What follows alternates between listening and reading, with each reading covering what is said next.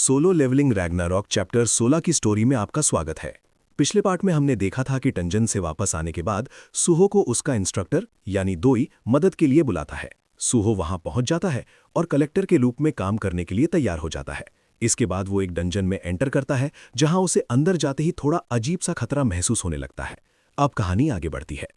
Episode की शुरुआत में हम देखते हैं कि सभी हंटर्स एक जगह इकट्ठा होते हैं। तभी एक आदमी फायर को ब्लास्ट करता है और जोर से बोलता है कि अब सब लोग लड़ाई के लिए तैयार हो जाओ। ये सुनते ही सभी हंटर्स अपने अपने हथियार और इक्विपमेंट के साथ तैयार हो जाते हैं। तभी सामने से लिजर्ड जैसे दिखने वाले बीस्ट्स उनकी तरफ तेजी से बढ़ते हुए दिखाई देते हैं।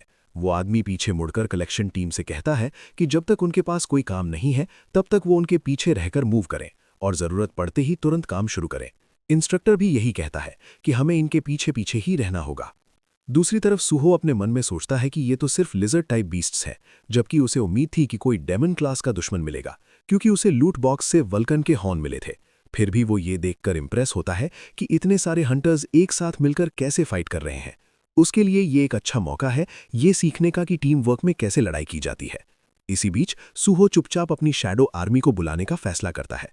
वो अपना शैडो डैगर निकालता है और धीरे से अराइज कहता है। ये बोलते ही उसके सारे शैडो सोल्जर्स एक एक करके सामने आ जाते हैं। उन्हें देखकर सुहो सोचता है कि जैसे जैसे उसका इंटेलिजेंस स्टैट बढ़ रहा है वैसे वैसे उसकी शैडो सोल्जर्स की लिमिट भी बढ़ती जा रही है और अब वो कम से कम 7 शैडोज को एक साथ कंट्रोल कर सकता है। दूसरी तरफ हंटर्स लिजर्ड बीस्ट्स को खत्म करने के बाद राहत की सांस लेते हैं। टीम का लीडर आगे देखकर कहता है कि लगता है ये एरिया अब क्लियर हो चुका है, तो थोड़ा ब्रेक ले लेते हैं। तभी पीछे से कोई पूछता है कि अभी क्यों रुकना है। वो आदमी जवाब देता है कि आगे बढ़ना अभी पॉसिबल नहीं है, क्योंकि कलेक्टर टीम सिर्फ 2 लोगों की है और वो ज्यादा मदद नहीं कर सकते, बल्कि हमें स्लो ही करेंगे। लेकिन जैसे ही वो पीछे मुड़कर देखता है वो पूरी तरह हैरान रह जाता है, क्योंकि कलेक्टर टीम का काम पहले ही पूरा हो चुका होता है और वो भी शैडो सोल्जर्स की मदद से। वो सामने खड़े सुहो को देखकर शौक में पूछता है कि क्या ये सब तुम्हारे सोल्जर्स हैं? सुहो शांत तरीके से जवाब देता है, हाँ। ये सुनते ही वो आदमी तुरंत उसका हाथ पकड़ लेता है और एक्साइट होकर कहता है कि प्लीज हमारे अटैक स्क्वाड के लिए एक्सक्लूसिव कलेक्टर बन जाओ। सुहो थोड़ा सोचते हुए कहता है कि वो वैसे भी कलेक्टर के तौर पर अपना काम जारी रखने के बारे में सोच रहा था। वो आदमी तुरंत बोलता है कि उसे इस इंडस्ट्री की सबसे हाईएस्ट सैलरी दी जाएगी और उसे किसी चीज की टेंशन लेने की जरूरत नहीं होगी। तभी पीछे से एक हंटर घबराकर चिल्लाता है, कैप्टन यहां जल्दी आइए, हमें एक डेड बॉडी मिली है। वो सिविलियन वाली बात सुनते ही वो तुरंत पीछे मुड़कर देखता है और सामने का नजारा देखकर सबकी आंखें फैल जाती हैं। वह एक इंसान की लाश पड़ी होती है जो पूरी तरह से जली हुई है। उसे देखकर एक बंदा घबराकर बोलता है, क्या ये सच में डेड बॉडी है? दूसरा जवाब देता है, देखने से तो यही लग रहा है और लगता है ये कोई सिविलियन था। फिर वो थोड़ा सोचते हुए कहता है, लेकिन हमने आज तक ऐसे किसी मॉन्स्टर के बारे में नहीं सुना जो आग का इस्तेमाल करता हो, वो भी इस सील स्टेशन के अंदर। दूसरी तरफ एक इंस्ट्रक्टर सहो से पूछता है, सहो क्या ये संभव है? सहो गंभीर होकर जवाब देता है, मैं भी यही सोच रहा हूं। ये देखकर तो ऐसा लग रहा है कि ये मिस्ट बर्न हो सकता है। ये सुनते ही दूसरा आदमी चौंक जाता है, क्या वही नई स्पीशीज जो ब्लू फ्लेम से जलाती है? सहो कहता है, हाँ मुझे पूरा यकीन है, क्योंकि हम पहले इनका सामना कर चुके हैं। कुछ ही देर में टीम के बाकी लोग चिल्लाते हैं, कैप्टन इधर देखिए, यहां भी लाशें पड़ी हैं। धीरे धीरे अलग अलग जगहों पर उन्हें इसी तरह की कई जली हुई बॉडीज मिलने लगती हैं। ये सब देखकर एक बंदा पूछता है, कैप्टन क्या हमें ये सब हंटर एसोसिएशन को रिपोर्ट करना चाहिए? कैप्टन कुछ देर सोचता है और कहता है, हालात जरूर अजीब हैं, लेकिन ये सभी लाशें सिविलियंस की हैं, हंटर्स की नहीं, और हमारे पास डी रैंक और सी रैंक के लोग हैं। इतना खतरा नहीं होना चाहिए। फिर वो फैसला सुनाता है, अभी रिपोर्ट करने की जरूरत नहीं है, आगे बढ़ते हैं। ये सुनकर सहो हैरान रह जाता है और मन ही मन सोचता है कि ऐसी स्थिति में आगे बढ़ना सही है या नहीं। वो चेतावनी भी देता है, ये काफी खतरनाक हो सकता है, लेकिन कैप्टन उसे बीच में रोकते हुए कहता है, मैं इस टीम का लीडर हूं और फैसला मैं लूंगा। हमारी कलेक्शन टीम का काम सिर्फ यहां आकर क्लीन अप करना है, तो सब लोग मेरे पीछे चलो। इंस्ट्रक्टर फिर धीरे से पूछता है, क्या हमें फिर से मिस्ट बर्न का सामना करना पड़ेगा? सहो जवाब देता है, आपके पास स्प्रिंटिंग स्किल है ना? अगर कुछ गड़बड़ हुआ तो हम तुरंत यहां से निकल जाएंगे, लेकिन मुझे लग रहा है कुछ बड़ा होने वाला है। थोड़ी देर बाद टीम आगे बढ़ने लगती है।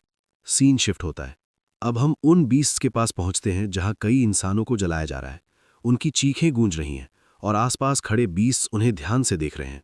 तभी एक बीस्ट बोलता है, फायर पावर तो काफी ज्यादा डिसिपेट हो रही है, वैसे फायरवुड सप्लाई का क्या हाल है? दूसरा जवाब देता है, लगता है सप्लायर्स के साथ कुछ दिक्कत आ गई है, अब पहले जैसा स्मूथ सप्लाई नहीं मिल रहा। यहाँ फायरवुड का मतलब उन इंसानों से है जिन्हें किडनैप करके इस्तेमाल किया जाता है। पहला बीस्ट कहता है, लगता है मुझे खुद जाकर बात करनी पड़ेगी, हमें नया सप्लायर चाहिए।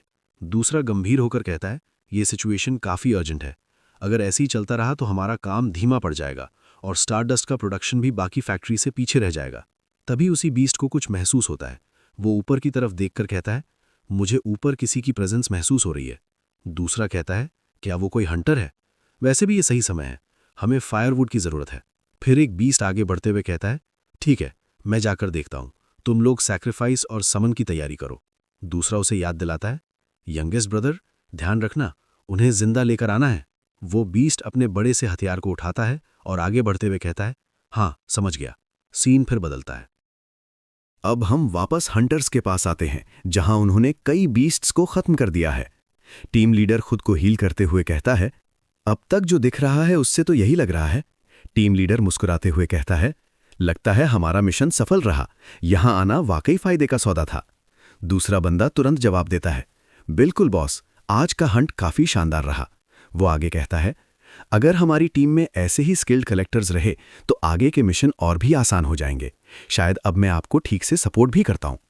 इतना कहते ही वो अपनी जेब से एक छोटी सी गोल बॉल निकालता है और सबको दिखाते हुए कहता है, तुम लोगों ने कभी स्टारडस्ट के बारे में सुना है? ये देखते ही बाकी सब हैरान रह जाते हैं। बॉस, आपके पास स्टारडस्ट? ये आपको कहां से मिला? एक बंदा बोलता है, मैंने सुना है इससे पावर काफी ज्यादा बढ़ जाती है। टीम लीडर सिर हिलाते हुए कहता है, हाँ मैंने भी यही सुना है, लेकिन इसका असर सिर्फ एक हफ्ते तक रहता है। फिर भी कहा जाता है कि ये लोअर रैंक हंटर्स को एक लेवल तक ऊपर उठा सकता है।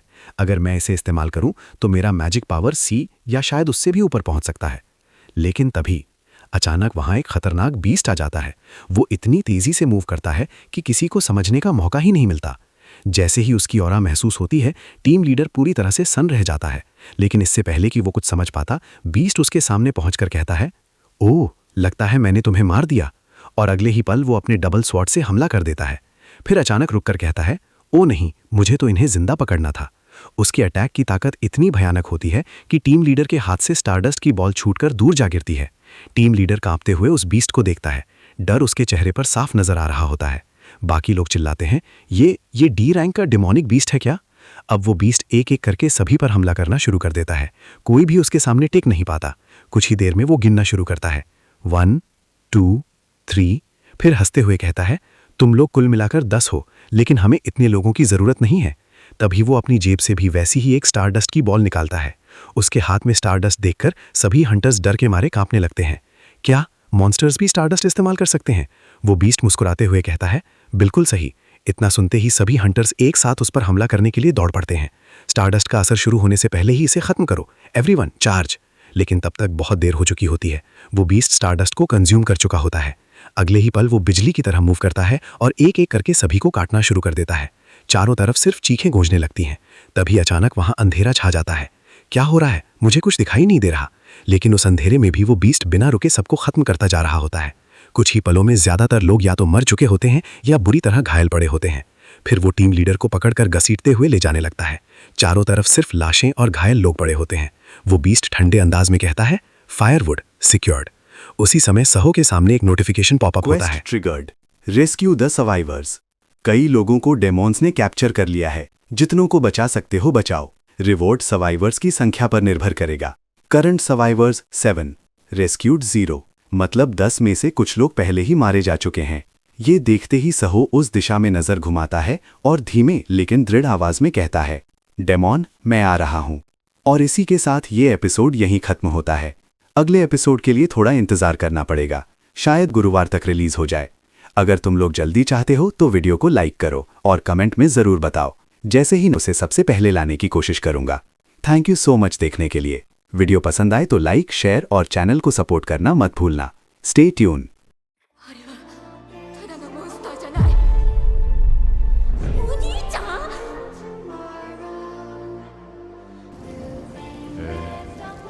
虫のくせに喋るんだ。やっぱ虫は虫なんだ。人間の王。Cuento mato. 俺がずっと望んできたお前たち。 How the fuck are you gonna run?